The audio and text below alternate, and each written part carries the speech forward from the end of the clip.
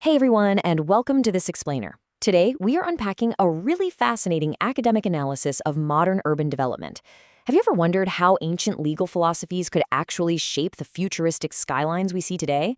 Well, that's exactly what we're going to get into, uncovering the deep architectural and social mechanics of city planning. Okay, let's just dive right into the source material. We're looking at a pretty comprehensive study by Dr. Ahmed Mansour El-Mosallamy, and it does something incredibly unique. It evaluates the sprawling megacity of Dubai, but through a traditional Islamic jurisprudential lens. It's such a striking contrast, applying ancient wisdom directly to literally one of the most modern, rapidly developing cities on Earth. To navigate this study, we'll quickly cover four main areas. First, the core principle. Second, the four analytical entities. Third, preserving religion. And finally, preserving life. All right, let's jump right into section 1, the core principle, which is all about Islamic jurisprudence. So the absolute crux of this whole thing is a foundational rule in Islamic jurisprudence.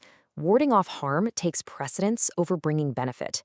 The author uses this exact maxim as the ultimate benchmark for evaluating city planning. Basically, before a city adds a flashy new benefit or some beautiful aesthetic feature, it absolutely must ensure it's actively preventing harm to the people living there.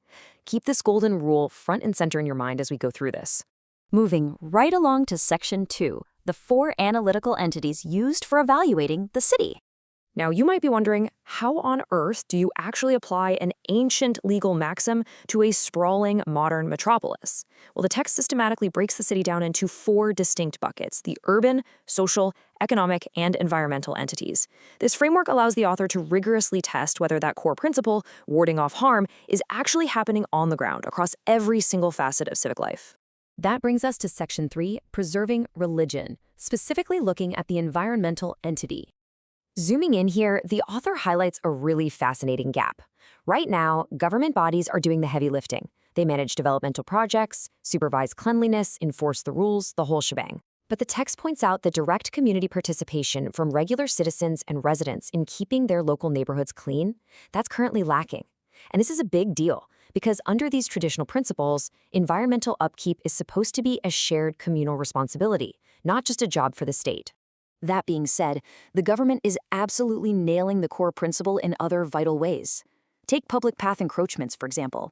By strictly preventing and removing them, they are literally putting the concept of warding off harm into daily practice. Why? Because clearing the roads directly prevents physical harm, like massive traffic disruptions, as well as aesthetic harm, like visual distortion.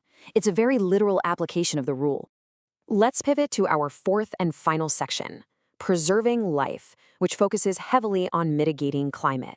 When it comes to preserving life and health, the author grounds his architectural critique in some intense environmental reality. I mean, Dubai isn't exactly a mild, temperate place, right?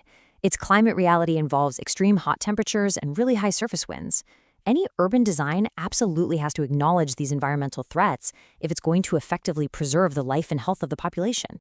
Get a load of this number: 18. According to the source material, 18 knots per hour was the maximum surface wind speed recorded back in April 2003. Compare that to a low of just 12 knots in January. These aren't just fun facts for small talk. They are absolutely crucial engineering constraints. They literally dictate what can and cannot be built safely. So, all these intense climate realities kind of force us to ask a massive question about recent urban development. Do modern architectural trends actually make sense in local hot climates? Seriously, when we look at a modern skyline, are those buildings actively designed for the brutal environment they're sitting in, or are they just blindly copying a global aesthetic trend? The author actually points out a pretty glaring conflict here. He specifically critiques the massive glass facades you see on so many modern towers. And honestly, it makes sense when you think about our core principle of warding off harm. Putting massive glass sheets in a sweltering desert environment just fundamentally fails to align with hot climate conditions. Trapping all that extreme heat inside a glass box means you need massive energy output just to cool it down. So structurally, they fail to independently ward off the harms of extreme heat. But on the flip side, it's not all critique. The author heavily praises initiatives like Dubai's Green Buildings Project. Why? Because it actively works to ward off those climate-related harms. It's just a brilliant example of taking an ancient, traditional Islamic planning principle and applying it to modern structures.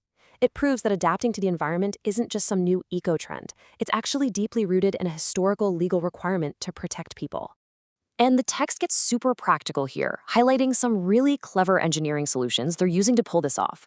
First up, expanding rainwater drainage subnetworks to prevent flooding and infrastructural damage. Second, making sure architectural building elements actually open outwards, which is a specific recommendation based on dedicated hot climate studies. These are real, tangible actions derived straight from that overarching mandate to preserve life. So, I want to leave you with this final thought to chew on. If ancient legal principles, like warding off harm before bringing benefit, can effectively analyze and guide the development of a futuristic megacity like Dubai, what other contemporary global challenges could this historical framework solve next? It really makes you look at the buildings around you a little differently, doesn't it? Thank you so much for joining me for this explainer, and keep questioning the world around you.